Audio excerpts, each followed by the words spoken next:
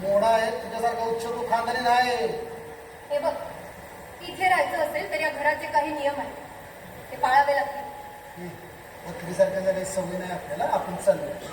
अरे पण जरा हे ओलीला सांगेला अगदीच असंस्कृत कसा रे तू? वयाने मोठ्या माणसांना साधा अहो साहू सुद्धा म्हणता येत नाही तुला? मला एक सांग बरं, जो मास्तर मी प्रेमानं तुझ्या कानपणात खाली, तुला राग येतो का? येतो का? नाही. मग मी एवढं हृदयापासून प्रेमानं आरोग्य केलं तर राग काय हो बाबा?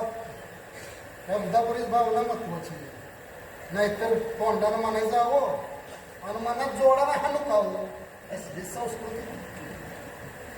बरं, मी जरा बघायचं होतो. हां, या बसा. हो, चल मी सुद्धा निघते, मला बाजारात जायचं. येताना माझ्यासाठी चार कापडे घेऊन ये आणि कपड्यात रंगत असल्याचं वाटते. हो, तुझ्या आणि माझ्या भावना सारख्याच आहेत. अच्छा अच्छा. हो, तर मनातलं बोललं की राग येते माणसाचं. बरं, अजून एक काम करा, माझं नाही तुमचंच आहे. काय? मास्तरचं नाव सांगणारे अतिरेक्याचे नाव विचारूया उठलं. कशाला? तू म्हटलं जायचं मास्तरचा घर आवा ना.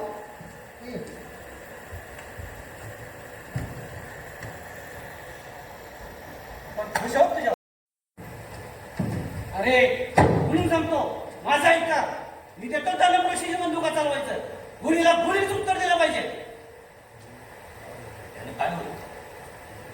अरे रक्त सांग, रक्त सांग. या लोकांची शरीर तुझ्या रिकाम्यातून कसे हत्ते झाले, त्याच्यात गोळीरूपी चैतन्य भरायला झालं. आणि हरिया, गोळीला गोळीनं उत्तर देण्यापेक्षा गोळीला निर्भया छातीनं समोर जाणारी माणसं तयार करायला हवी. अरे तरच क्रांती होईल.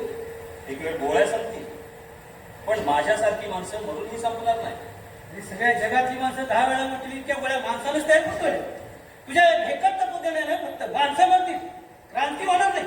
इतके अन्याय अत्याचार सहन करून सुद्धा तुझं रक्त इतकं थंड कसं?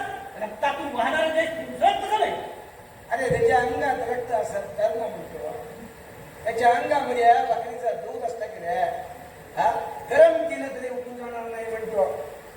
लोकसंख्या कमी करायचं प्लॅनिंग करतो कधी मास्तर. अरे हा शेवटचा विचार करा, ही वेळ येणार नाही. लोकशाहीत गोळ्या घालायला राज्यकर्ते काय ब्रिटिश आहेत का? अरे ब्रिटिशांपेक्षाही भयानक अशी माणसं काय विसरतोस तू? अरे त्यांना रोखण्यासाठी देशाचा कायदा आहे.